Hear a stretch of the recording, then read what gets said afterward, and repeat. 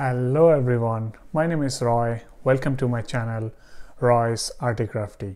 So in this video we'll be doing a calligraphy on Hashou, Dirghou, A, Oi, O, O and Ri. So let's start the video.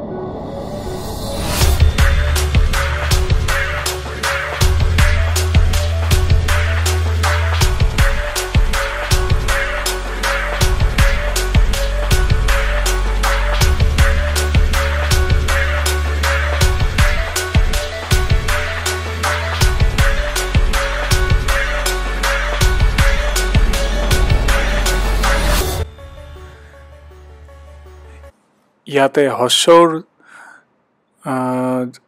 Line ডাল যে আছে next second স্টেপত তো এটো সাপোজে মানে একদম ক্ষীণকে লিখা হৈছে এটো হকতকে লাইন আস বা এনেকা টানি দিলে ভুল হ'ব এইডাল ক্ষীণ হ'ব লাগিব হেখিনি দেখোৱা হৈছে